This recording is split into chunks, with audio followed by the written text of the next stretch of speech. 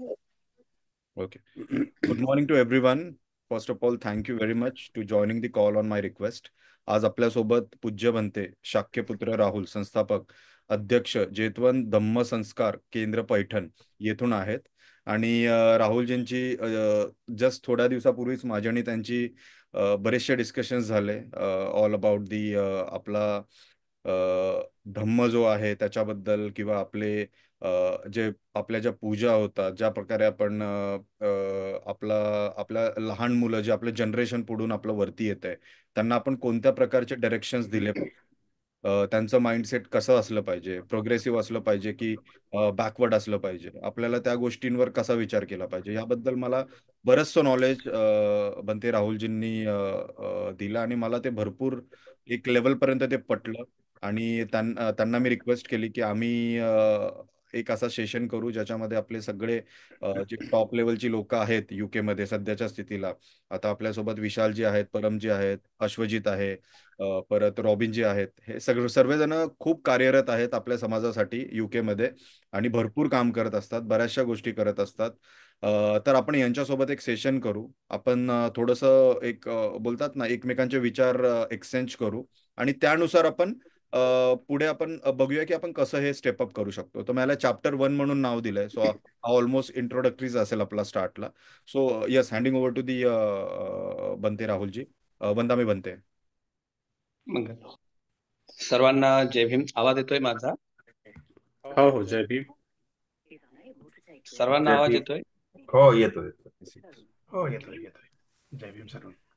मी बनते शाक्यपुत्र राहुल, महाराष्ट्रामधून पैठण या ठिकाणी औरंगाबाद जिल्ह्याच्या बाजूला एक धम्म संस्कार केंद्र उभं केलं आणि एका शिबिराच्या मार्फत राहुलजी यांचा परिचय झाला. त्यांचे बंधू होते तिथे आणि त्यांनी सांगितलं की या पद्धतीचं काम वगैरे ते बाहेर करतात आणि त्यांच्यासोबत बोलून तुमच्या सर्वांसोबत त्यांची इच्छा होती की बोलावं. तर आपण सर्वच लोक समाजामधून तो एक वर्ग आहात ज्या बाबासाहेबांना अपेक्षित होता की माझा समाज हा त्या उच्च पदावर जावा, उच्च ठिकाणी जावा आणि मोठ्या ठिकाणी बसून त्यांनी समाजाला दाखवावं की आपण या लेव्हलला येऊ शकतो.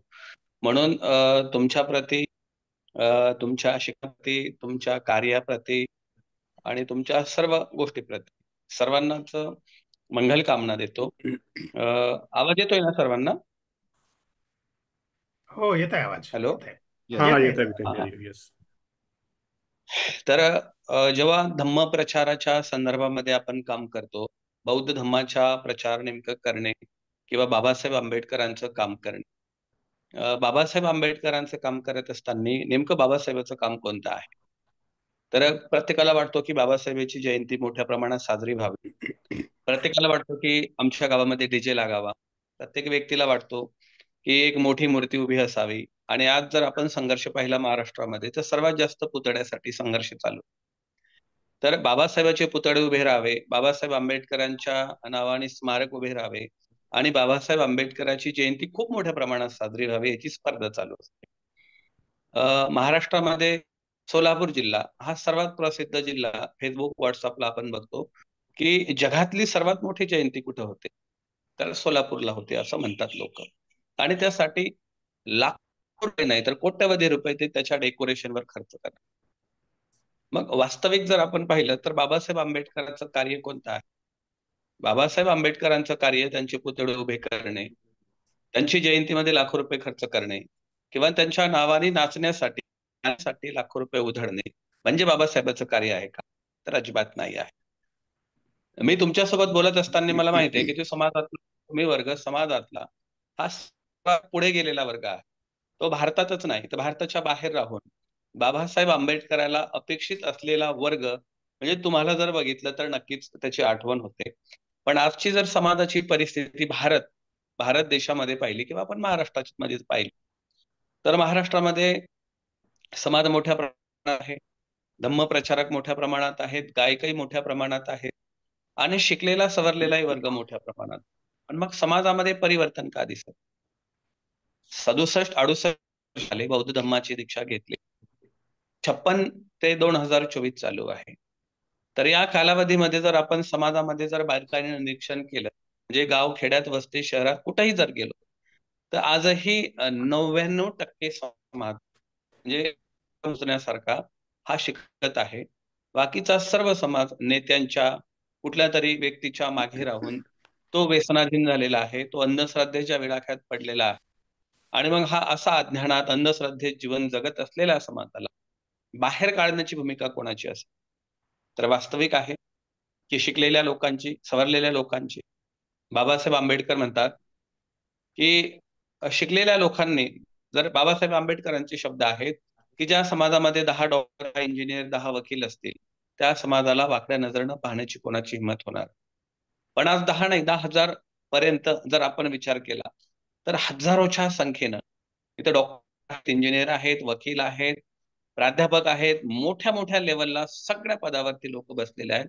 पण प्रत्येकाने आपापल्या कॉलन्या उभे केल्यात, आपले एरिया उभे केलेत आणि त्या एरियामध्ये त्यांच्या लेवलला विहार उभे केले. महाराष्ट्रामध्ये सर्वात मोठी समस्या आहे जर आपण नगर जिल्ह्यात, तर नगर जिल्ह्यातला जो एससी समाज आहे, म्हणजे पूर्वीचा महार समाज आहे, जो बौद्ध झालेला आहे, त्या नगर जिल्ह्यातला 99% ख्रिश्चन मध्ये बनलेला, कन्वर्ट झालेला हा महार वर्ग जो आहे, तो 99% ख्रिश्चन बनलेला आहे. आपण नागपूरला, अमरावतीला जर आलो, तर तिथलचा समाज हा पुढे आलेला आहे. पण विक्तू बाबा, गुणवंत बाबा या अज्ञानामध्ये लोक अडकलेले आहेत. सर्वात मोठं आहे की पोट जातीमध्ये आपला समाज अडकलेला आहे. तर या समाजामध्ये जर आता बदल करायचा किंवा येणाऱ्या पिढीला जर परिवर्तनाच्या मार्गावर आणायचं असेल, तर बुद्धाच्याच विचारधारेला आपण पुढे घेऊन जाऊ शकतो आणि त्या विचारधारेला जनमानसात रुजवण्यासाठी काम करतो. जसे आम्ही उपक्रम राबवतो की 10-10 दिवसाचे आम्ही श्रामणेर शिबिर घेतो. 10 दिवसाच्या साठी मुलांना चिवर देतोय. त्यांना धम्म शिकवतो. धम्म म्हणजे अगरबत्ती लावणे, विहारात जाणे, मेणबत्ती लावणे, पूजा घेणे, प्रार्थना घेणे, लग्नामध्ये भंतेजीला बोलावणे किंवा बोलावणे किंवा एका वास्तुशांतीसाठी बोलावणे, म्हणजे तो धम्म नाही. पूजा करणे, विधी करणे किंवा परित्राण घेणे किंवा कुठल्या तरी निमित्ताने आपल्या घरी भंतेजी आलेत आणि आपल्या इथं बनले म्हणजे धम्म कार्य नाही. तर धम्म हा माणसाला निर्भय बनवतो, नीतिमान बनवतो, सदाचारी बनवतो, माणसाला निष्कलंक बनवतो. मग एवढा सुंदर धम्म आज संपूर्ण विश्वामध्ये जर आपण बघितलं, तर धम्मामध्ये संपूर्ण जग आज पुढे जात आहे. पण भारताची अवस्था काय? बाबासाहेब आंबेडकरांनी ज्या समाजाला हजारो वर्षाच्या नरक यातनेतून बाहेर काढलं, त्या समाजाला आज जर आपण विचार केला 67 वर्षांमध्ये आणि लागवड होऊन 75 वर्षामध्ये, तर समाजाचं जे चित्र पाहिजे ते दिसत नाही आहे. आपण जर आज महाराष्ट्राचं चित्र पाहिलं, भारताचं चित्र पाहिलं, तर बौद्ध लोक महाराष्ट्रात सर्वात जास्त आहेत आणि त्या लोकांची चळवळ जर बघितली आपण, त्यांची एक विचारधारा जर बघितली आपण, तर आपण कुठल्या कुठल्या ठिकाणी झालो. आपण शिक्षणामध्ये मागे आहोत, आपण राजकीय क्षेत्रात मागे आहोत, आपण व्यवसायामध्ये मागे आहोत, आपण बिझनेसमध्ये मागे आहोत, आपण एज्युकेशनमध्ये, म्हणजे सगळ्या गोष्टी जर आपण विचार केल्या, तर आपण खूप फास्ट गतीनं मागे आहोत. आणि मग हे परिवर्तन करण्यासाठी ज्याची जबाबदारी आहे, शिकलेल्या, सवरलेल्या, मोठ्या पदावर बसलेल्या किंवा जे रिटायर्ड झालेले लोक आहेत, या सगळ्याची ती गरज आहे की समाजामध्ये कोणता उद्देश घेऊन काम केलं पाहिजे. मी असं म्हणत नाही की मी जे काम करतो तेच योग्य आहे. प्रत्येकाला वाटतो की बाबासाहेब आंबेडकरांच्या विचाराचं काम लोकांमध्ये गेलं पाहिजे, बाबासाहेबांच्या विचाराचा प्रचार झाला पाहिजे, यासाठी गरज असते. कुठल्याही वर्ग कलहामध्ये तुम्हाला तुमचं आणि तुमच्या समाजाचं अस्तित्व निर्माण करायचं असेल, तर तुमच्याकडे 3 प्रकारचं बळ पाहिजे. आर्थिक बळ, मानसिक बळ आणि संख्याबळ. हे 3 बळ तुमच्या जवळ असतील, तर तुम्ही कुठल्याही वर्ग कलहामध्ये तुम्ही तुमचं आणि तुमच्या समाजाचं अस्तित्व टिकवून ठेवू शकता. आपण संख्याबळानं खूप मोठे होत आहोत, पण जेवढ्या मोठ्या संख्याबळानं आपण लोक एकत्र आलो, तेवढ्या मोठ्या संख्येनं आपण संघटित न होता आपण विखुरले गेलो. भीमा कोरेगावचं जर युद्ध बघितलं 2018ला, तर तिथं 200 वर्ष पूर्ण झाले म्हणून तिथं 10 लाख लोक जमा झाले आणि त्या 10 लाख लोकांमध्ये फक्त 50 लोक घुसले. त्या 50 लोकांनी अक्षरशः त्या 10 लाख लोकांना भयभीत करून टाकलं, अख्खा महाराष्ट्र हलवून टाकलं. एका माणसाने 56 कापले म्हणणाऱ्या, त्या महाराची आम्ही अवलाद म्हणणाऱ्या 500 लोकांनी 22,000 कापले. त्याचे आम्ही संतान 2018 200 वर्षानंतर आम्ही 10 लाख लोकांपर्यंत एकत्र आलो आणि तिथं 50 लोक घुसतात आणि तिथं दंगा निर्माण करतात, अशांतता निर्माण करतात, भयभीत वातावरण तयार करतात आणि सैरावैर समाज हा तिथून पडून निघतो. ही अवस्था का झाली? तेव्हा झाली की त्या लाखो लोकांमध्ये मानसिक बळ नाही आहे त्या अज्ञानाच्या, त्या व्यवस्थेच्या विरोधात लढण्यासाठी. लोक मोठ्या प्रमाणात एकत्र येतात. आम्ही जर आज विचार केला तर आमची दीक्षाभूमी पॅक होऊन जातो. विजयादशमीला लाखोची गर्दी असतो. आम्ही जर विचार केला तर चैत्यभूमीला लाखोची गर्दी असतो. भीमा कोरेगावला लाखोची गर्दी असतो. आमच्या जयंतीला लाखो रुपयाचा खर्च असतो. आणि आम्ही जर आमची प्रगती जर मोजली तर आजही आमच्या वस्तीमध्ये एकोपा संघटन नाही आहे आणि एकमेकांसोबत कोणाचंच पटायला तयार नाही. आता समाजाचं जे दुखणं आहे, समाजाचं जे अज्ञान आहे, हे दूर करण्यासाठी साधा आणि सोपा उपाय आहे. बुद्धांनी सांगितलं की ज्या पद्धतीनं आपण सुपीक जमीन करतो आणि त्या सुपीक जमिनीत आपण बीज पेरतो. बीज तर पाणी पडल्यावर येतेच, पण त्याच्याबरोबर गवत पण येते. म्हणजे वाईट विचाराचं गवत हे जेव्हा माणसाच्या मनामध्ये निर्माण होतो, तर त्याला कापणी करावा लागतो आणि ते धम्म संस्कारानं होते. आणि धम्म संस्कार हे लहान वयापासून असले पाहिजे. धम्म संस्कार म्हणजे त्याला वंदना आली पाहिजे, त्याला त्रिशरण आलं पाहिजे, त्याला पंचशील आलं पाहिजे, त्याला लग्न आलं पाहिजे म्हणजे नाही. नीतिमान बनावं, माणसामध्ये नैतिकता यावी. बाबासाहेब आंबेडकरांनी सांगितलं की प्रज्ञा म्हणजे हा सर्वोच्च पद आहे. प्रज्ञा बौद्ध धम्मामध्ये बाबासाहेबांनी धम्म, सद्धम्म आणि अधम्म असे भाग केलेले आहेत बुद्ध आणि त्यांच्या धम्मामध्ये. प्रज्ञा म्हणजे धम्म आहे, पण प्रज्ञेला जेव्हा शिलाची जोड लागतो तेव्हा धम्म हा सद्धम्म बनतो. बाबासाहेब म्हणतात शिक्षण ही दुधारी तलवार आहे. शिकलेले माणसं असं नाही आहे की तुम्ही विदेशात राहतात म्हणून तुमची जबाबदारी आहे. प्रत्येक माणसाची. मला वाटतो की बाबासाहेब आंबेडकरांमुळे मी शिकलो. मी मिलिंद कॉलेजला शिकलो औरंगाबादला आणि तिथं मला वाटलं मी 12वीत असताना की बाबासाहेब आंबेडकरांमुळे आपल्याला हा बुद्ध धम्म समजत आहे किंवा परिवर्तनाच्या मार्गाने आपण जात आहे. तर मी तेव्हा दीक्षा घेतली आणि समाजामध्ये बाहेर निघालो. जेव्हा मी बाहेर निघालो तर ज्या विधी, परित्राण पाठ, वास्तुशांती, नामकरण विधीतून बदल होणार नाही. तर एज्युकेशन, शिक्षण हा सर्वात महत्वाचा मार्ग आहे. मी स्वतः 10 मुलांच्या शिक्षणाचा खर्च करतो, जी त्याची तयारी करतात, जे अत्यंत ग्रामीण भागातून आहेत, ज्यांची परिस्थिती नाही आहे, पण टॅलेंट खूप आहे. माझ्या दानामधून, माझ्या पैशामधून जवळपास 3 ते 4 मुलं लागले आणि आता 10 मुलं आहेत. मी त्यांचा खर्च करतो. म्हणजे मी खर्च करतो म्हणजे मी मोठा नाही आहे. मला समाजात देतो आणि समाजाच्या दानातून ते करतो.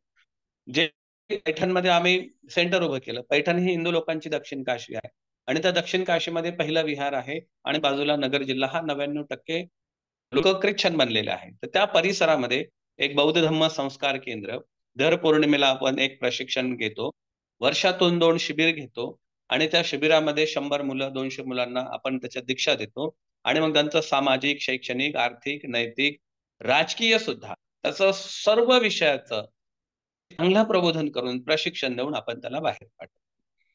तर आपण विदेशात असताना आज बाबासाहेब आंबेडकरांच्यामुळे तुम्ही जगातल्या सगळ्या देशामध्ये राहू शकता.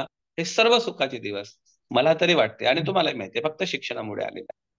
पण आपली जी आज अधोगती होत आहे, अवनती होत आहे, आज या देशामध्ये ज्या एज्युकेशननं आम्ही मोठे झालो ते एज्युकेशन या देशाच्या व्यवस्थेनं संपवून टाकलं.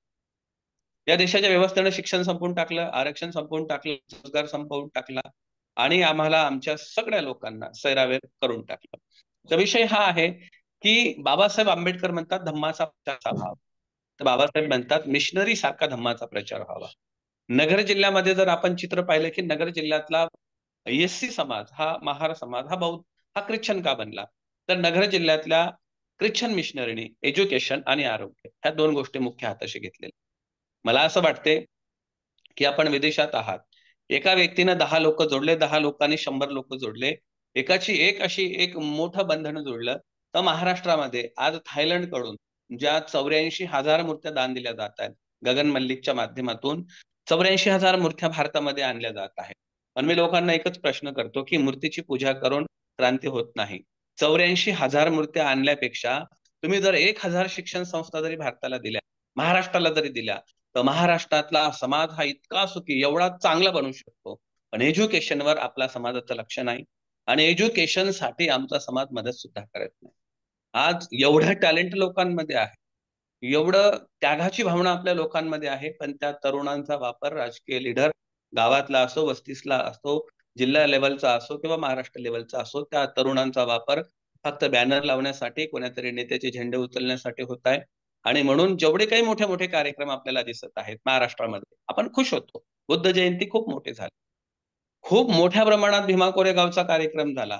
पण परत वस्तीमध्ये आल्यानंतर खरंच वस्तीमध्ये आपण विचार केला तर आपले विहार जे खूप मोठ्या प्रमाणात बांधले, त्या विहाराचा वापर खरंच धम्म प्रचारासाठी होते का? खूप सुंदर विहाराच्या संदर्भामध्ये मी कुठेही गेलो तर विहाराच्या संदर्भामध्ये बोलतो की विहार हे असलं पाहिजे. विहार हे अगरबत्ती, मेणबत्ती, पूजा, प्रार्थना करण्याचं केंद्र नाहीये. विहार, बाबासाहेब आंबेडकर म्हणतात की प्रत्येक बौद्धांनी आपलं आद्य कर्तव्य समजून सहकुटुंबासोबत विहारात गेलं पाहिजे. विहार अगरबत्ती लावण्याचं, मेणबत्ती लावण्याचं, बुद्धाला प्रसन्न करण्याचं आणि बुद्धाच्या माध्यमातून काही मागण्याचं पण ठिकाण नाही आहे. विहार हे सामाजिक, शैक्षणिक, आर्थिक, नैतिक, राजकीय लढे निर्माण करण्याचं सेंटर आहे. माणसाला निर्भय, नीतिमान, सदाचारी बनवण्याचं केंद्र आहे. ते पूजापाठचं नाही. पण आजची विहाराची अवस्था काय झालेली आहे? तर आजची विहाराची अवस्था, आपण कुठल्याही जिल्ह्यात जरी गेलात, तुम्ही वेगवेगळ्या जिल्ह्यातून महाराष्ट्रामधून असणार, पण प्रत्येक जिल्ह्याची अवस्था आहे, एका शहरामध्ये 10 नगर, बौद्धांची 10 वस्त्या असतात. एका शहरात 10 नगर, 10 नगरात 100 चाळी, 100 चाळीमध्ये 50 बुद्ध विहार, 50 बुद्ध विहारात एकही माणूस. काही नेत्यांनी वाटून घेतले, काहींनी त्याचा संसार थाटून घेतले. सुनसान पडला जसा धम्मच राहिला नाही. लग्न कार्याला सजले फक्त 14 एप्रिलचे भीमभक्त, इतर वेळेत बुद्ध पुन्हा एकटा, त्याकडे कधी कोणी फिरकतच नाही. धम्म धम्म राहिला पानापुरता, भीमही कदाचित गाण्यापुरता, घालेन लोटांगण पाठ पूर्ण पण धम्म गाता अजून येतच नाही. यवनाच्या मशिदीने यवन झाले संघटित, हिंदूच्या मंदिराने हिंदू झाले संघटित, चर्चनेही केले ख्रिश्चनांना संघटित. आपण बुद्ध विहारात कधी जातच नाही म्हणून आपण असंघटित. बुद्धाचा जन्म भारतात झाला आणि बुद्ध हे जगात आहे. बुद्धाला हद्दपार केलं इथलच्या लोकांनी, मुठभर लोकांनी बुद्धाला हद्दपार केलं. चला मिळून आणूया हद्दपार केलेले बुद्ध, कर्तव्याची जाण ठेवून राहूया कटिबद्ध. मानवता धम्म सांगणारा या जगात दुजा कोणी नाही. आताच वडा बुद्ध विहाराकडे, नाहीतर गुलामगिरी तुमच्यापासून काही दूर. गुलामगिरी येण्यासाठी बाबासाहेब आंबेडकरांचं पुस्तक आहे, आपण वाचलं असेल. वर्षवास लागू होणार आहे, पावसाळा चालू आहे आणि पावसाळ्यामध्ये 3 महिन्याचा 4 महिन्याचा वर्षवास असतो आणि लोक भक्तिभावानं बुद्ध आणि त्यांचा धम्म लावतात. बाबासाहेब आंबेडकर म्हणतात, तो ग्रंथ वाचण्याआधी कार्ल मार्क्स की बुद्ध आणि क्रांती आणि प्रतिक्रांती हे जर 2 पुस्तकं वाचले तर तुम्हाला या देशाचा मुख्य हेतू समजणार आहे की या देशामध्ये कुठल्या समस्या कशा उत्पन्न झाल्या. क्रांती आणि प्रतिक्रांती हजारो वर्षापासून बाबासाहेब म्हणतात या देशात 2च विचारधारेचं युद्ध चालू आहे. एक श्रमण, जी समता, स्वतंत्रता, बंधुता, न्याय, मैत्रीचा प्रचार करते. अनेक आहे ब्राह्मण, जे ईश्वर, आत्मा, परमात्मा, स्वर्ग, नरक आणि अज्ञानाचा प्रचार करते. जी व्यवस्था ज्या वेळेस प्रभावी होते, बुद्धाच्या श्रमण संस्कृती यशस्वी झाली, 1250 वर्ष हा अखंड भारत बौद्धमय राहिला. सोन्याचा धूर निघणारा भारत, सोन्याची चिडे असणारा भारत, सम्राट अशोकाचा भारत. आपण महाराष्ट्रात राहतो. महाराष्ट्रामध्ये जर आपण एक नाव घेतलं की महाराष्ट्राचा सर्वात आदर्श राजा कोण आहे, सगळ्यात आपण सर्व म्हणतो शिवाजी महाराज. शिवाजी महाराजचा जन्म कुठे झाला? जुन्नर, शिवनेरीवर. शिवनेरीवरती झाला. तो किल्ला कोणी निर्माण केला? तर आपल्याला बऱ्याच लोकांना माहिती.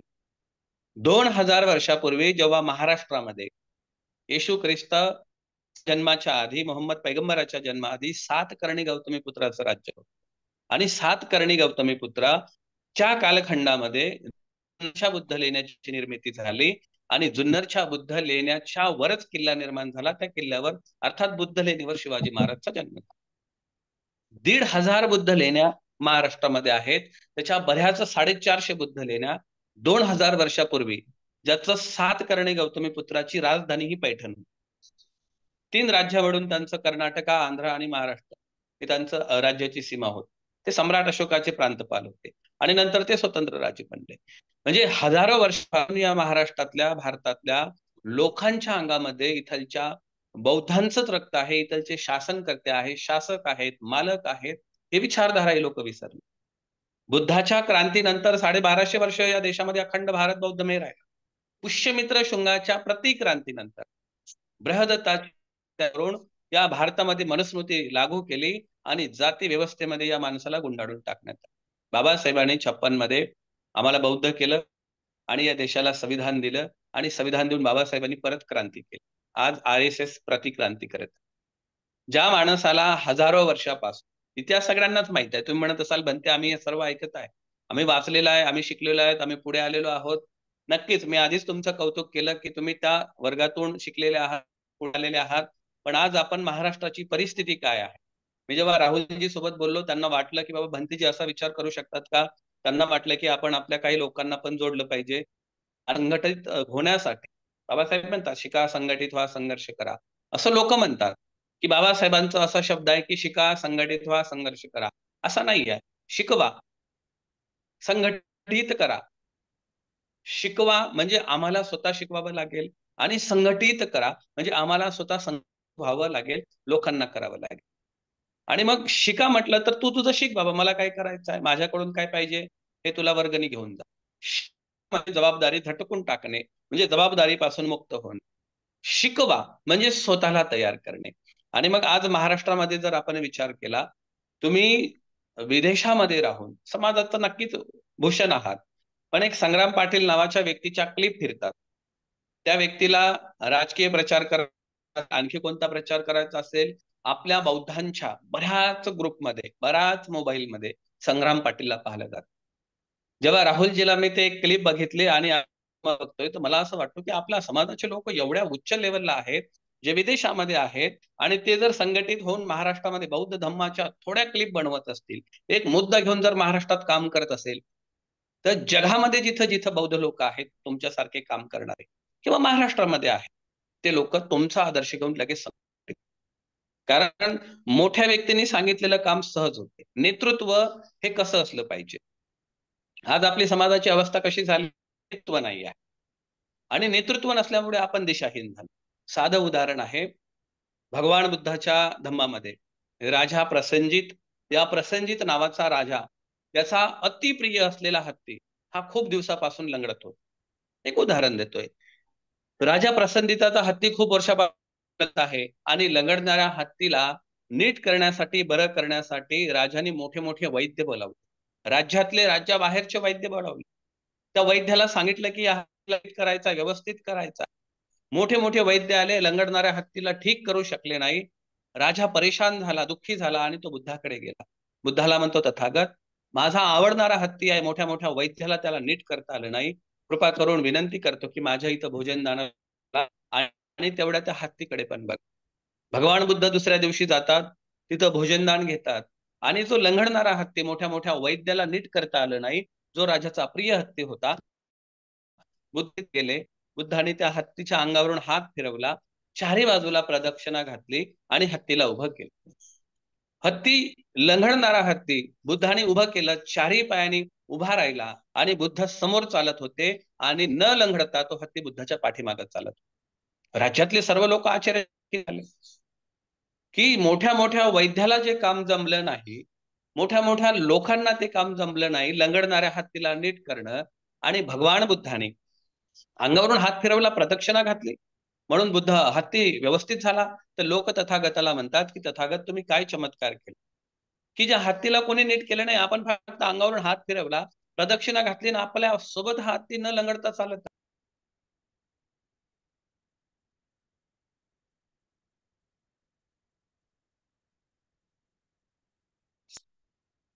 भर सभेमधून जेव्हा त्याला बोलवला जातो तर तो माहूत एका पायाने लंगडत येतो. तो माहूत एका पायाने लंगडत येतो. तो बुद्ध म्हणतात ज्याचं नेतृत्वच हे लंगडा आहे, ज्याचं नेतृत्वच दिशाहीन आहे, ज्याच्या नेतृत्वालाच काही समजत नाही आहे, तर त्याचं अनुकरण करणारा सुद्धा त्याचं अनुकरण त्याच्यासारखं करत असतो. हत्ती व्यवस्थितच होता पण त्याचा माहूत लंगडा होता, म्हणून हत्ती त्याचं अनुकरण करत होता. आज समाजाची अवस्था काय झाली. समाजाला दिशा देणारा वर्ग कोण, आणि कोणीच कोणाचं ऐकायला तयार नाहीये. वामनदादा कर्डक म्हणतात खूप झाल्या, नेतेही खूप झालेत, पण कोणाच्या विचाराचे झाले. सर्वांना माहित आहे, वामनदादा म्हणतात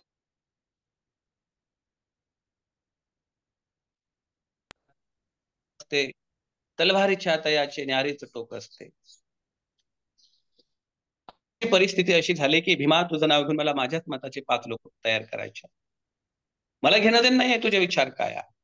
प्रत्येकाने आपली संघटना उभी केली, प्रत्येकाने आपले गट उभे केले आणि प्रत्येक जण नेता बनायला लागले.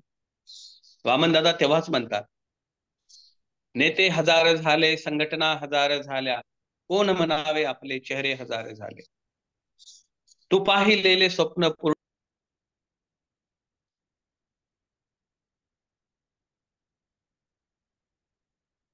मेलीत का, म्हणजे बाबासाहेब आंबेडकरांना जो समाज निर्माण करायचा होता, जो समाज उभा करायचा होता, तो समाज उभा करण्यासाठी समाजातल्या किती मेहनत घेतली.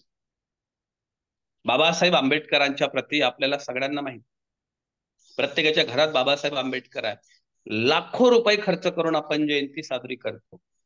लोक स्टेटस ठेवतात फेसबुकला, व्हॉट्सअपला. इंग्लंडला झाली, थायलंडला झाली, जपानला झाली, अमेरिकेला झाली, ऑस्ट्रेलियाला झाली.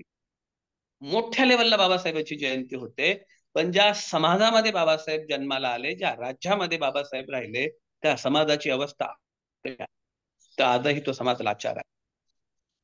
आजही त्या समाजाची अवस्था भयंकर बिकट आहे. बाबासाहेब आंबेडकरांनी आपल्या 4 लेकरांचं बलिदान दिलं, सगळ्यांना माहिती. बाबासाहेब आंबेडकरांना रमाईने एक वेळेस प्रश्न केला, साहेब आपले लेकरं बिमार पडतात, शेजाऱ्यांचेही पडतात, अख्ख्या लोकांचे पडतात, संपूर्ण लोकांचे लेकरं बिमार पडतात. त्यांचे लेकरं बिमार पडतात, ते जगतात, ते वाचतात. आपले लेकरं बिमार पडतात, ते मरतात. का असेल असं? बाबासाहेबाला समजलं की आपण आपल्या लेकराची काळजी घेत नाही. इतरांचे लेकरं बिमार पडले की त्यांना वेळेवर डॉक्टरकडे घेऊन त्याचं इंजेक्शन, त्याचं औषध, त्याच्या गोळ्या, त्याचं खाणं, त्याचं सगळं व्यवस्थित होते.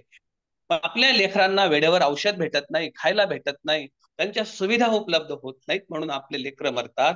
बाबासाहेब आंबेडकर आपले लेकरं मरत असताना पाहत. बाबासाहेब आंबेडकरांनी आपल्या लेकरांना मरताना पाहिलं, त्यांचं भविष्य पाहिलं की हे लेकरं मरत आहेत, पण मी माझ्या लेकराकडे जर आज लक्ष दिलं तर कोट्यावधी लेकरं या देशामध्ये भविष्यात हजारो वर्ष जे गुलाम होते ते परत गुलाम राहतात. ज्या समाजाला बाबासाहेबांनी महत्वाच्या जागी बसायला सांगितलं, मुख्य बसायला सांगितलं, सगळ्या माऱ्याच्या मोक्याच्या जागा काबीज करायला सांगितलं, तो समाज आज तिथपर्यंत पोहोचला. पोहोचण्यासाठी एकच माध्यम होतं, शिक्षण. शिक्षण हे सक्तीचं असावं, मोफत असावं, दर्जेदार असावं. ते होतंही. शिक्षण हे सक्तीचं होतं, मोफत होतं, दर्जेदार होतं. पण या व्यवस्थेनं शिक्षण मोफत रद्द करून टाकलं, शिक्षण व्यवस्थाच बदलून टाकली, आणि म्हणून आम्हाला माणूस बनवण्याची जी प्रथा होती शिक्षणात, ते शिक्षणाची अवस्था बंद केली. मग आज आम्ही एवढ्या मोठ्या लेवलला मोठ्या मोठ्या इमारती उभी करू शकलो. पण आज खाजगीकरण जरी त्यांचं झालं असेल, पण आम्ही आमच्या कॉन्व्हेंट काढल्या, आम्ही आमच्या अभ्यासिका बनवल्या. आमच्या समाजामध्ये आजही ग्रॅज्युएट खूप मुलं आहेत, आजही खूप मोठ्या लेवलला टॅलेंटेड आहेत. पण आमच्या बुद्ध विहारामध्ये महिलांची गर्दी, म्हाताऱ्या लोकांची गर्दी असतो, वर्षवासमध्ये फक्त पांढऱ्या साड्या घालून वंदनेची गर्दी असते. आज समाजामधल्या रिटायर्ड लोकांनी जर विचार केला की मला चांगलं गणित येतो, मला चांगलं इंग्लिश बोलता येतो, किंवा मी प्राध्यापक आहे, मी शिकवू शकतो, तर समाजातला जो वर्ग अत्यंत अज्ञानामध्ये जीवन जगत आहे, जो युथ वर्ग आहे, जो बाल वर्ग आहे, या सगळ्या लोकांना एकत्र करून प्रशिक्षण देऊ शकतो. आपला बोलण्याचा संवाद हा एकच आहे की तुम्ही समाजातले मोठ्या लेवलचे लोक आहात. समाजामधून तुम्ही भारतातच नाही तर भारत सोडून विदेशात गेलेला, तुमच्या एका शब्दावरून, तुमच्या एखाद्या ग्रुपवरून तुम्ही जो उपक्रम राबवत आहात त्याला जर तुम्ही महाराष्ट्रात व्हायरल केले ना, लोक तुमचं अनुकरण करतात. बाबासाहेब आंबेडकरांनी म्हटलं होतं एक वेळेस थायलंडच्या लोकांना, म्हणजे जागतिक लेवलच्या बौद्धांना म्हटलं की बुद्धाच्या जयंतीला किंवा बुद्धाच्या विहाराला लोक खूप सुंदर सजवतात. आजही तुम्ही जर बघितलं, थायलंड असेल, जापान असेल, श्रीलंका असेल, बुद्धाच्या मूर्तीला एवढं सजवतात, एवढा खर्च करतात. बाबासाहेब म्हणतात की तुम्ही जेवढं बुद्धाला सजवण्यासाठी पैसे खर्च करता ना, तेवढा पैसा जरी भारतात जरी तुम्ही दिला ना, तर धम्मप्रचार होतो. आपण काय करतो की आपण बाबासाहेबांची स्तुती सुमने, बाबासाहेब आंबेडकरांना सजवणे, आणि बाबासाहेब आंबेडकरांना सजवण्यामध्ये, खाण्यामध्ये, पिण्यामध्ये, गाण्यामध्ये, कार्यक्रमामध्ये इतका पैसा उधळतो. तो पैसा जरी आपण सुरुवात जरी केली तर आपण ग्रामीण भागातले काही गावं दत्तक घेऊ शकतो. एक विषय घेऊन आपण काम करू शकतो. माझ्या संपर्कामध्ये आता 10 अधिकारी आहेत. त्या 10 अधिकाऱ्याला दर महिन्याला एक ठरलेलं आहे की तुम्ही किती पैसे द्यायचे आणि किती मुलांची किती आहे. 10 दिवसाचं आम्ही शिबिर घेतलं, 110 मुलांना दीक्षा दिली, 5000 लोकांना प्रथम पैठणमध्ये एकत्र केलं. बुद्ध जयंतीला कडाक्याच्या उन्हामध्ये अक्षरशः सेंटर उभं केलं, पहिला कार्यक्रम उभा केला. 110 मुलांना हे जे चिवर असते, हे चिवर समता, बंधुता, न्याय, मैत्रीचा प्रचार करते. हे श्रमण संस्कृतीचं प्रतीक आहे. हे श्रामणेराला 10 दिवस आम्ही देतो मुलांना, त्याचं मुंडन करतो. 3 ते 4 हजाराचं एक चिवर आहे. कुठल्या मुलाकडून 1 रुपया घेत नाही. मुलांच्या आंघोळीच्या साबण, त्यांच्या टॉवेल पासून, त्यांच्या प्रशिक्षणापासून, 10 दिवसाचे 20 प्रशिक्षण देणारे लोक, त्यांच्या खाण्यापिण्यापासून मोफत सर्वांना प्रशिक्षण, की समाजामध्ये दूर व्हावं, अंधश्रद्धा दूर व्हावी, कर्मकांड दूर व्हावं आणि समाजामध्ये निर्भय नीतिमान माणसं तयार व्हावे, यासाठी संस्कार केंद्राची निर्मिती केली. आता एकटा माणूस तर नाही करू शकत. आणि बाबासाहेब आंबेडकर म्हणतात आपली चळवळ आहे, आपली विचारधारा आहे, तर आपल्या पैशातून पुढे गेली पाहिजे. आज महाराष्ट्रामध्ये आपण जर बऱ्याच ठिकाणी विचार केला, चळवळ आपली आहे, पैसा हा मनुवाद्याचा. बाबासाहेब म्हणतात चळवळ आपली असेल, विचारधारा आपली असेल, तर पैसा आपला पाहिजे. चळवळ आपली आहे आणि शत्रूचा आहे, तर अशी चळवळ अशी शत्रूच्या अधीन होते. आणि मग शत्रूला खुश करण्यासाठी, मोठं करण्यासाठी, त्याच्या प्रचारासाठी आपली व्यवस्था आपल्याला खर्च करावी. म्हणून आपण ज्या लेव्हलला पुढे आलेलो लोक आहोत, बोलायचं खूप काही आहे. हा पहिला पार्ट म्हणून, एक चर्चा म्हणून, एक संवाद म्हणून, एक परिचय म्हणून होतोय. तुम्ही सर्व लोक याच्यानंतर जेव्हा तुम्हाला वाटेल तुमच्या सोबतचे 10 लोक त्याच्यात जोडू शकता, ऍड करू शकता आणि त्या 10 लोकांना ऍड करून आपण त्याच्यामध्ये त्यांना सहभागी करू शकतो आणि नंतर आपण त्याच्यासोबत आपण चर्चा सुद्धा करू शकतो. सर्व लोक आज बाबासाहेब आंबेडकरांच्या पुण्याईनं वेगवेगळ्या प्रांतामध्ये, वेगवेगळ्या देशामध्ये काम करतात. पण महाराष्ट्रामध्ये सर्वच लोक जर संघटित होऊन जर काम करत असतील किंवा काम करत असतील, तर नक्की सर्वच लोकांना एक आशेचं किरण भेटतं. आज भारतामध्ये, विशेष करून महाराष्ट्रामध्ये, जागतिक लेवलला आपल्या मोठ्या देशामध्ये जर लोक असतील, यांनी बुद्धिस्ट कंट्री सोबत किंवा ज्या ज्या ठिकाणून आपले लोक जोडलेले आहेत, हे जर संघटितपणे काम करत राहिले आणि महाराष्ट्रामध्ये 1-2 सेंटर आपण जर उभे केले किंवा 2-3 विषय आपण केले, आज तुम्ही तिथून एखादी पोस्ट जरी व्हायरल केली, एखादी लिंक जरी व्हायरल केली, एखादा फोटो जरी व्हायरल केला, तर इथलच्या लोकांना गर्वानं वाटतो की बाबा मला काही ग्रामपंचायत बनायचं, मला कोणा नेत्याचे झेंडे पण उचलायचे नाही आहे. माझा भाऊ हा विदेशामध्ये, थायलंड सारख्या देशामध्ये, जपान सारख्या देशामध्ये, इंग्लंड सारख्या देशामध्ये, ज्या इंग्लंडनी भारतावर गुलामीची व्यवस्था लागू केली, त्या देशामध्ये राहून तो मान सन्मानानं आपला मोठ्या पदावर काम करून तो सुखाचं जीवन जगतो. मला त्या लेवलला बसायचं. बाबासाहेब आंबेडकर म्हणायचे की महार मांगाची बाई गरोदर असली आणि तिला विचारलं की तुला लेकरू झाला तर तू, एखादा मुलगा झाला तर काय करशील, तर महार मांगाची बाई विचार करते, मला जर मुलगा झाला तर त्या नगर परिषदेच्या झाडूवाल्या जागेवरती माझा मुलाला मी बसवेन आणि तिथं बामणाची बाई गरोदर असेल आणि तिला जर विचारलं तुला मुलगा झाला तर तू काय करशील, तर ती म्हणते की माझ्या मुलाला सर्वोच्च न्यायालयाच्या सरन्यायाधीशाच्या खुर्चीवर मी बस.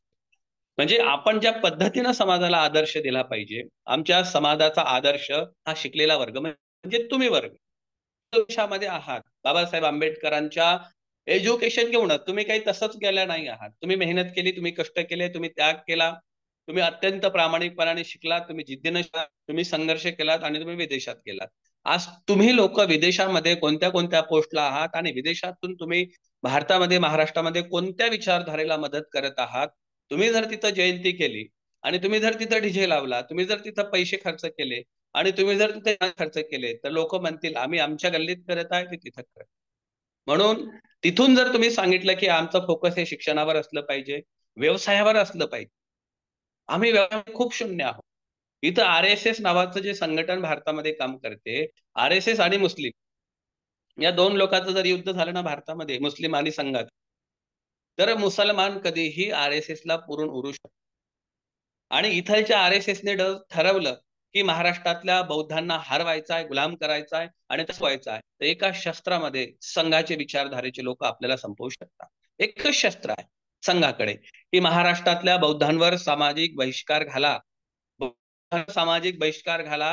हे शस्त्र जरी उगारलं तर आम्हाला संध्याकाळच्या चायत बनवण्यासाठी साखर सुद्धा आमच्या दुकानातून भेटणार. आजही कोणाच्या तरी धुऱ्यावरती, कोणाच्या तरी बांधावरती, शेतावरती कामाला गेल्याशिवाय आमच्या घरातली चूल पेटत नाही. आजही तुम्हाला लग्न जरी तुमचं असेल तर लोकांच्या दुकानात जावं लागतो, लग्न जरी असेल तर लोकांच्या हॉल बुक करावा लागतो. किराणा दुकान पासून तर तुम्हाला पीठ दळण्याच्या गिरणीपासून तर तुम्हाला हॉल असेल, मॉल, जे काही असेल, गेल्या 75 वर्षामध्ये देश स्वातंत्र्य झाला, 67-68 वर्ष झाले आम्ही बौद्ध झालो, आम्ही आमची स्वतंत्र व्यवस्था उभी करू शकलो नाही. ना आमची शाळा आहे, ना आमचं कॉलेज आहे, ना आमचं कॉन्व्हेंट आहे, ना आमचे मोठे मोठे मॉल आहेत, ना आमची किराणा दुकान आहेत, ना आमच्या पेटगिरण्या आहेत, ना आमचे कोणते उद्योगधंदे आहेत, ना व्यवसाय. उद्या जर बहिष्कार घातला तर समाधानी जावं. किती गावामध्ये किती डॉक्टर आहेत, किती दवाखाने चालत आहेत आमचे, हे वास्तविक चित्र आहे. याला बदलता येतो आणि बदलण्यासाठी खूप सुंदर फॉर्म्युला सांगितला. बुद्धांनी वज्जी देशाच्या लोकांना एक फॉर्म्युला दिला होता. तो फॉर्म्युला नंतर तुम्हाला जर वाटलं की आपण भविष्यामध्ये काम केलं पाहिजे, सोबत राहिलं पाहिजे, कुठल्या तरी माध्यमातून काम केलं पाहिजे, मी असं म्हणत नाही मी खूप शहाणा आहे, मी खूप हुशार आहे. तुम्ही मला आणखी उदाहरण द्या की भंतेजी महाराष्ट्रामध्ये अशा अशा पद्धतीचं हे लोक काम करतात, मला जर ते काम आवडलं मी त्यांच्यासोबत पण करेल. कारण मी जे काम करतो ते एज्युकेशनवर करतो, सामाजिक लेवलला करतो, संवैधानिक लेवलला करतो. माझ्या प्रवचनाचा हेतूच असतो संविधान जागृती आणि धम्म जागृती. मी आधीच क्लिअर केलं की धम्म म्हणजे पूजा पाठ नाही, धम्म म्हणजे विधी नाही, धम्म म्हणजे लग्न नाही, आणि धम्म म्हणजे कोणाच्या तरी वास्तुशांती. आज लोकांची ही अवस्था आहे की कोणाच्या घरी लग्न असलं की ते 5 भंतेजी बोलवतात. कोणी थायलंड वरून बोलावतो, कोणी जापान वरून बोलावतो, कोणी भारतातून बोलावतो, कोणी 10 बोलावतो. विधी करणे म्हणजे धम्म, परित्राण करणे म्हणजे धम्म नाही, लग्न लावणं म्हणजे धम्म नाही. धम्म हा खूप सुंदर आहे आणि तो धम्म खूप सुंदर दोनच सुत्त बाबासाहेबांनी दिलेला आपल्याला सांगितलेला आहे, एक पराभव सुत्त आणि महामंगल सुत्त. बुद्ध म्हणतात की कोणाची अधोगती होते आणि कोणाची प्रगती होते. धम्म हा खूप सुंदर आहे आणि धम्माला सांगण्यासाठी लोकांपर्यंत आपल्याला जर पोहोचायचं असेल तर समाजाची प्रगती करण्यासाठी, समाजाला पुढे आणण्यासाठी तुमचंच अनुकरण तुमच्या येणाऱ्या पिढीने करावं. आज तुम्ही विदेशात आहात, ज्युनियर आहात, सिनियर आहात, लहान आहात, मोठे आहात, कोण आहात, पण एक साधं उदाहरण की आपण कुठे जरी असलो तर आपण आपल्या समाजासाठी काय करू शकतो. बाबासाहेब आंबेडकर म्हणतात, ज्या समाजात माझा जन्म झाला त्या समाजाची दयनीय अवस्था, वाईट परिस्थिती घालवण्यासाठी जर का मी कमी ठरलो, असमर्थ ठरलो, तर माझ्या हाताने माझ्या बंदुकीच्या गोळ्या माझ्या डोक्यात घालून माझं जीवन समाप्त करेल. हजारो वर्षाची व्यवस्था, हजारो वर्षाची व्यवस्था बाबासाहेब आंबेडकरांनी किती कमी वयामध्ये बदलली, किती कमी वयामध्ये. एक साधं छोटं उदाहरण देतो.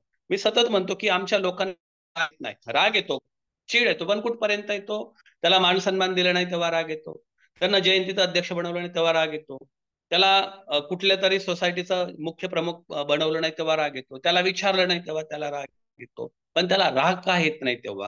त्या देशाचं त्या देशाच्या राजधानीमध्ये जंतर मंतर मध्ये जाळण्यात आलं तेव्हा त्याला राग नाही. या देशाच्या संविधानाच्या कित्येक कलमा बदलल्या तेव्हा त्याला राग नाही आला. या देशातल्या बहुतांश सगळे हक्क अधिकार संपत आले तेव्हाही राग नाही आला. भीमा कोरेगावचं प्रकरण झालं तेव्हाही राग नाही आला. आज तुम्ही जर रमाबाईचं प्रकरण, नगरचं प्रकरण बघितलं, पुण्याचे प्रकरण बघितले, तरी सुद्धा आम्हाला राग येत नाही. कारण वामनदादा कर्डक म्हणतात, मला चीड येत नाही हाच माझा गुन्हा, दोष देऊ कुणा, माझ्यातला भीम मीच. बाबासाहेब आंबेडकर आहेत पाठीमागे माझ्यात बाबासाहेबच नाहीये म्हणून मला चीड येत नाही. मला आरक्षण पाहिजे तेव्हा मला बाबासाहेब आठवतात, कोणावर गुन्हा दाखल करायचा तेव्हा बाबासाहेब आठवतात, मला एखादी नोकरी पाहिजे तेव्हा बाबासाहेब आठवतात. पण अन्याय अत्याचाराच्या विरोधामध्ये बोलण्यासाठी, समाजाच्या न्याय हक्कासाठी लढण्यासाठी मला बाबासाहेब आठवत नाहीत. आणि का आठवत नाही तर वामनदादा कर्डक म्हणतात, मला चीड येत नाही हाच माझा गुन्हा, दोष देऊ कोणाला दोष देऊ, माझ्यातला भीम मीच केला. मी माझ्या प्रवचनामध्ये खूप सुंदर 1-2 ठिकाणी एक उदाहरण देतो. 5 वर्षाचे बाबासाहेब आंबेडकर होते. सातारा जिल्ह्यामध्ये बाबासाहेबांचा परिवार राहायला आला. सातारा जिल्ह्यामध्ये जेव्हा बाबासाहेबांचा परिवार राहायला आला, उन्हाळ्याचे दिवस होते आणि साताऱ्याचा बाजार होता. बाबासाहेबांच्या आईला, भीमाईला असं वाटलं की आज साताऱ्याचा बाजार आहे आणि अंगाला एखादी चांगली साडी असावी. चांगली साडी असावी म्हणून त्या 5 वर्षाच्या भीमाला आपल्या कडेवरती भीमाईनं घेतलं आणि साताऱ्याच्या बाजारात निघाल्या. पायामध्ये चप्पल नाही, पाय भाजत आहे, ऊन भरपूर तापत आहे, डोक्यावरचा पदर घेतला, भीमाच्या डोक्यावरती दिला आणि कमरेवरती, कडेवरती त्या भीमाला घेऊन त्या भीमाई त्या बाजारामध्ये गेल्या आणि त्या बाजारामध्ये दुकानाच्या समोर उभ्या राहिल्या. अस्पृश्य, अतिशूद्र असल्यामुळे दुकानात जाण्याचा अधिकार नाही. 15 मिनिट झाले, 20 मिनिट झाले, 30 मिनिट झाले, भीमाईचे पाय भाजत आहे, ऊन लागत आहे. त्या दुकानामध्ये कोण्या कलरची साडी पाहिजे, कोण्या भावाची साडी पाहिजे, कशी साडी पाहिजे, ह्या महिला ते साडी आपल्या अंगाला लावायच्या, साडीचा भाव करायच्या, पटलेली साडी घेऊन निघून जाईल. अर्धा तास झाले भीमाईचे पाय भाजत आहे, पण दुकानात जाण्याचा अधिकार नाही. सगळ्या महिला दुकानाच्या बाहेर गेल्या आणि दुकानातला कामगडी भीमाईला विचारते, काय ग, कशाला थांबली तिथं? भीमाई म्हणते, एखादी साडी भेटेल का? तो म्हणते, हा भेटेल ना, पैसे आणले का? तो म्हणते, भीमाई म्हणते, हा पैसे आणले. तो विचारत नाही कोण्या भावाची पाहिजे, कशी पाहिजे, कोण्या कलर पाहिजे. तो आतमध्ये जाते, साडी काढते, साडीचे 2 तुकडे करते, तांब्याभर पाणी घेते, पाणी जमिनीवर टाकते, जमिनीवर चिखल तयार करते, त्या चिखलामध्ये ते 2 तुकडे साडीचे टाक आणि चिखलानं भरलेली साडी काठीवर घेते आणि भीमाईच्या अंगावर फेकून देते आणि भीमाईला म्हणते, चल घेते साडी आणि ठेव तिथं बाजूला पैसे. हे सर्व दृश्य ते 5-7 वर्षाचा मुलगा भिवा हे आपल्या आईच्या कडेवर बसून पाहते आणि बोबड्या शब्दामध्ये भिवाईनं ते साडी उचलली आणि बोबड्या शब्दामध्ये भिवा आपल्या आईला म्हणतात बये, त्या आपल्या आईला बये म्हणायचे. बये, असं का ग केलं त्यांनी? त्या माणसाने त्या महिलांना पाहिजे ती साडी दिली, पाहिजे ते कपडे दिले, पाहिजे त्या भावाची साडी दिली, पण तुला साडीचे 2 तुकडे करून चिखलाने भरलेली साडी तुझ्या अंगावर का फेकून दिली? भीमाई म्हणते, आपल्या लोकांसोबत, आपल्या आया बहिणीसोबत हजारो वर्षापासून असंच होते. त्यांना चांगले कापड घालण्याचा अधिकार नाही, चांगलं बोलण्याचा अधिकार नाही, चांगलं राहण्याचा अधिकार नाही. बाबासाहेब आंबेडकर मोठ्या झाल्यावर बाबासाहेबांच्या मनात ती चीड राहते. बडोद्याच्या शिक्षण संस्थेमध्ये गेले, तिथून बाबासाहेबाला त्या पारशी लोकांनी हकलून दिलं. तिथं लोकांनी व्यवहार व्यवस्थित केला नाही. बाबासाहेब जेव्हा निघाले, जेव्हा त्या झाडाखाली बसले आणि बाबासाहेब तेव्हा रडतात. बाबासाहेबाला त्या प्रत्येक गोष्टी आठवतात आणि तिथं बाबासाहेब संकल्प करतात, ज्या समाजात माझा जन्म झाला त्या समाजाची वाईट परिस्थिती घालवण्यासाठी, या समाजाला न्याय हक्क मिळवून देण्यासाठी जर का मी असमर्थ ठरलो तर माझ्या बंदुकीच्या गोळ्या माझ्या डोक्यात घालून माझं जीवन समाप्त. हजारो वर्षाची गुलामगिरी, ज्या माणसाला चवदार तळ्याचं पाणी कुत्रे पित होते, डुकर पित होते, मांजरे पित होते, तिथं माणसाचा नंबर लागत नव्हता. तो माणूस आज अमेरिकेमध्ये, इंग्लंडमध्ये, जपानमध्ये, ऑस्ट्रेलियामध्ये, जगातल्या प्रत्येक देशामध्ये तो बसलेला, ज्याचा नंबर पाणी पिण्यासाठी त्या चवदार तळ्याच्या ठिकाणी माणूस म्हणून लागत नव्हता, तो माणूस आज मोठ्या पदावर आहे. पण आज समाजाची अवस्था तीच आहे. एका बाबासाहेबांनी बदलली.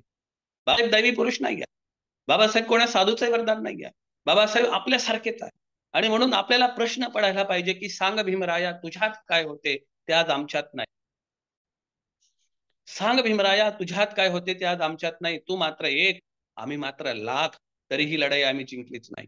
मग तुला देव म्हणावे तर तू त्यांच्या विरोधात, मग तुला दैत्य म्हणावे तर तू प्रजेचा ऊर्जा स्रोत. मग सांग भीमराया तुझ्यात काय होते ते आमच्यात.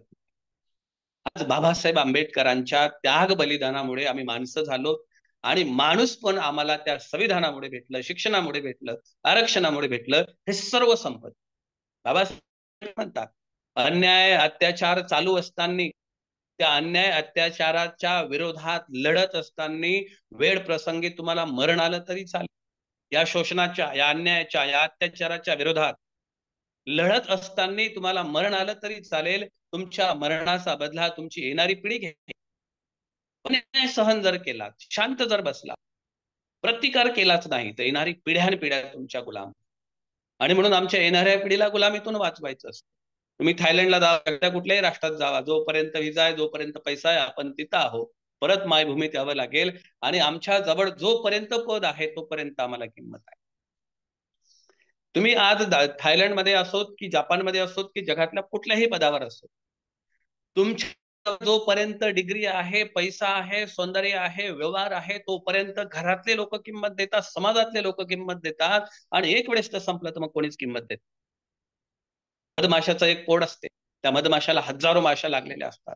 ते मधमाशाच्या मधला जर तो मध काढून घेतलं तर हजारो माशा निघून जातात. वामनदादा कर्डक म्हणतात, गोडी मधाची मला होती जोवरी, लाख लटकुनी होते मोहडा परी, संपता अर्क सारे पडू लागले, तेव्हा जीवन मला हे कळू लागले.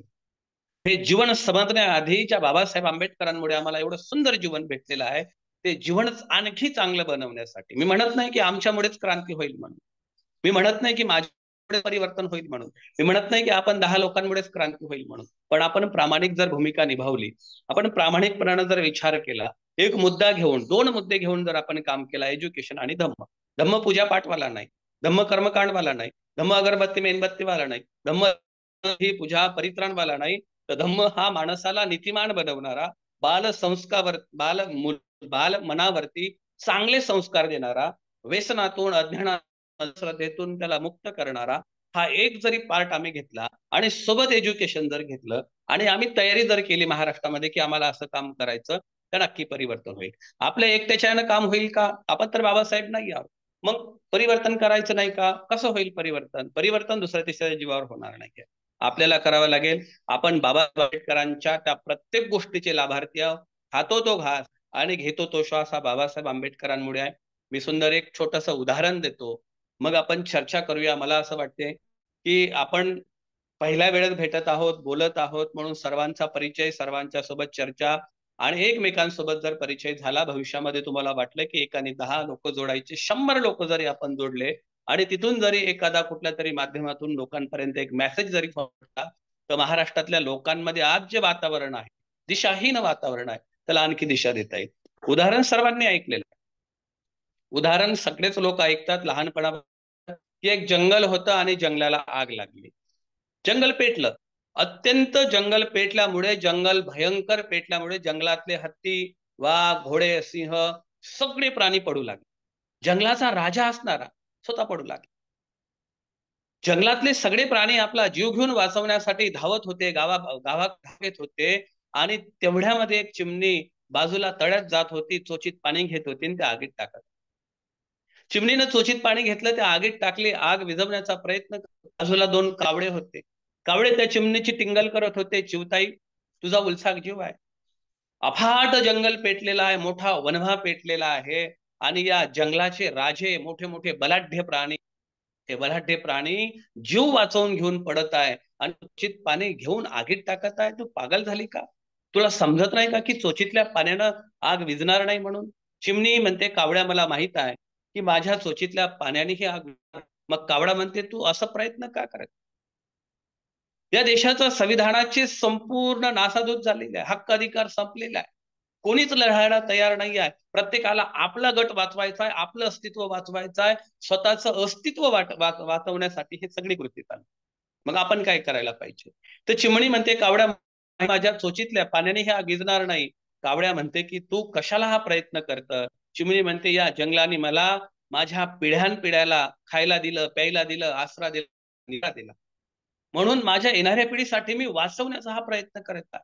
जरी हे मी जंगल नाही वाचवू शकले, जरी ही आग माझ्या पाण्याने नाही विझली, तर येणाऱ्या हजारो वर्षाच्या इतिहासामध्ये भीमा कोरेगावचं युद्ध झालं आणि भीमा कोरेगाव युद्धामध्ये 500 महार लढत होते आणि त्यांनी 28,000 पेशवे कापले, म्हणून आम्ही माणसं बनलो, म्हणून बाबासाहेब तिथे गेले, आम्ही तिथे जातो वंदन.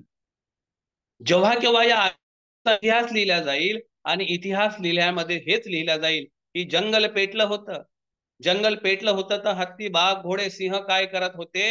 हत्ती, वाघ, घोडे, सिंह पळून जात होते, आपला जीव वाचवत होते. कावडे काय करत होते? तर कावडे तमाशा पाहत होते, तमाशा पाहत होते, काम करणाऱ्याचं मनोकरण करत होते. चिमणी काय करत होती? तर चिमणीत सोचित पाणी घेऊन आग विझवण्याचा प्रयत्न करत. 2024 आहे, 25 हे संघाला, RSS ला 100 वर्ष होणारं वर्ष आहे आणि त्याची मनस्मृती लागू करण्यासाठी या देशाच्या प्रत्येक ठिकाणी मनुवादी व्यवस्थेनं त्यांचे लोक कामाला लावले. हा वनवा पेटलेला आहे, या देशातले आमचे हक्क अधिकार संपलेला आहे, याचाही इतिहास लिहिला जाईल. जेव्हा याचा इतिहास लिहिला जाईल तेव्हा लोक विचारतील, आमची पिढी विचारणार आहे, किंवा या देशाचं संविधान संपत होतं तेव्हा इथलचे लोक काय करत होते. कोणी आपल्या बायको लेकरामध्ये खुश होते, कोणी आपापल्या नेतेगिरीत खुश होते, कोणाला वाटायचं की मला निर्णय, माझ्याकडे बँक आहे, बॅलन्स आहे, सगळ्या गोष्टीत मला काय करायचं.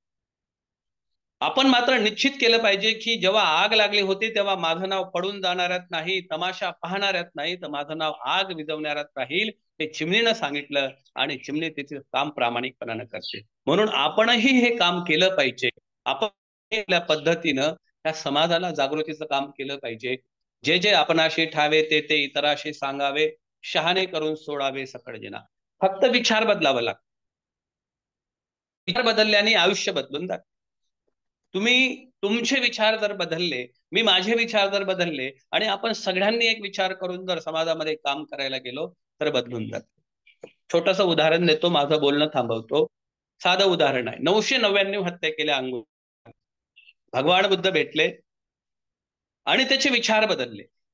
हत्या करणारा 999 अंगुलीमाल माणूस बनला. बाबासाहेब आंबेडकर त्याला माणूस बनवतो.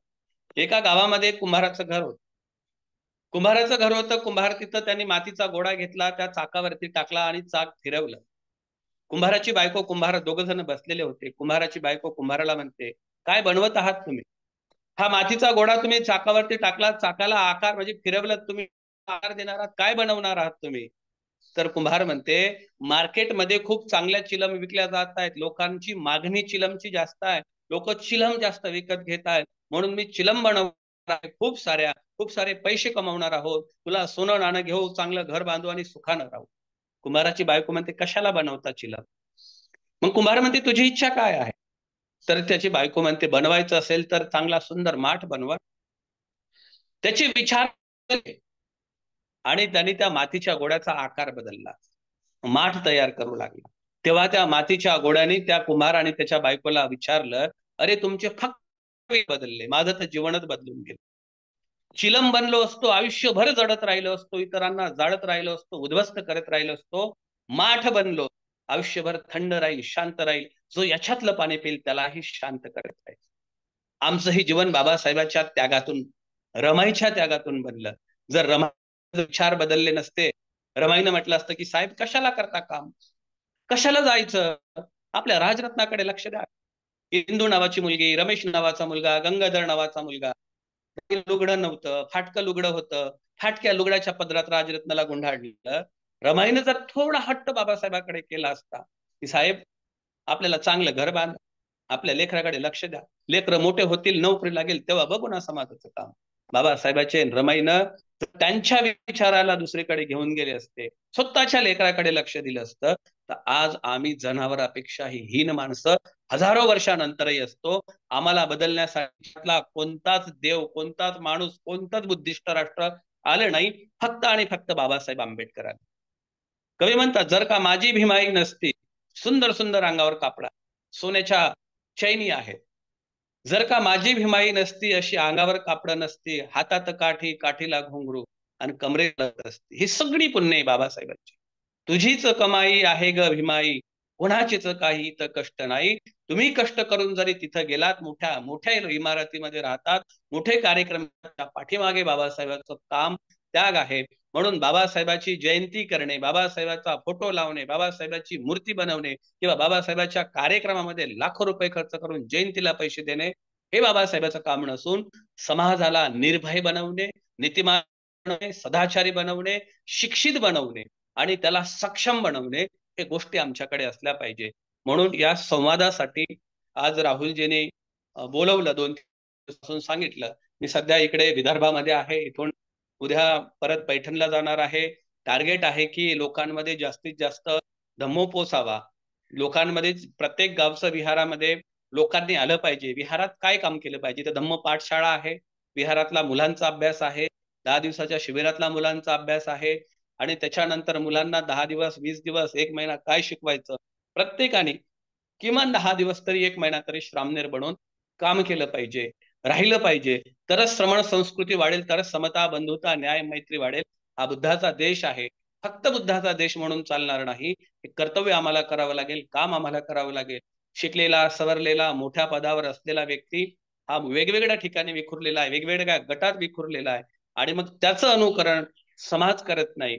म्हणून तुमच्याकडून एकच अपेक्षा आहे की तुम्ही लोक जर संघटित झालात, तुम्ही लोकांनी जर विचार केलात, मग तुम्ही तुमच्याकडे मोबाईल आहे, आपल्या नातेवाईकासोबत आपण 1 तास बोलतो, आपल्या बाहेर चाय प्यायला आपण 1-2 तास बोलतो किंवा बाहेर फोटो काढायला जातो, शूटिंग काढायला जातो, बाहेर भरपूर फिरतो. पण आपल्या आयुष्यातून जर आपण दिवसातला 1 तास आपल्या मित्रांना जोडण्यासाठी, महाराष्ट्रातल्या काही कर्मचाऱ्यांना जोडण्यासाठी, अधिकाऱ्यांना जोडण्यासाठी, आणि 100% फरक पडते. कारण बाहेर देशातला व्यक्ती भारतातल्या, महाराष्ट्रातल्या एका साध्या कर्मचाऱ्याला जरी फोन लावला किंवा एखाद्या युवकाला जरी फोन लावला, तर तो एकदम इतका खुश होईल की तो म्हणेल, माझा भाऊ मला इंग्लंडमधून फोन लावतो. बघा, त्याला खूप मोठं कौतुक होईल. जे तुम्ही लोक काम करू शकता, तो गल्लीतला व्यक्ती लवकर काम करू शकत नाही. त्याग बलिदान करणारे लोक तयार आहेत. एक दाणा जेव्हा मातीत जाते तेव्हा त्याला हजारो दाणे येतात, हजारो दाणे तसेच येत नाही. जोपर्यंत आपण त्याला खत पाणी घालत नाही, त्याचं संरक्षण करत नाही, त्याला जगवत नाही, तोपर्यंत त्याला सुद्धा दाणे येत नाहीत. आणि म्हणून सर्व लोकांनी शांत चित्ताने, जे काही मी थोड्या शब्दामध्ये, म्हणजे आता माझी सवय ही आहे की माझ्या समोर जेव्हा लोक असतात तेव्हा मी खूप मोठ्या प्रमाणात बोलतो, विषय घेऊन बोलतो, पण या मोबाईलच्या माध्यमातून मला कोणी दिसत नाही आणि एक दोन लोक दिसतात, मी तेवढ्या पुरतं बोलत राहिलो. म्हणून मला असं वाटते राहुलजी की आपण आता हे थांबवावं आणि थोड्या चर्चा कराव्या. सर्वांना सप्रेम जय भीम. हॅलो. जय भीम, जय भीम. रेकॉर्डिंग स्टॉप करतो. जय भीम.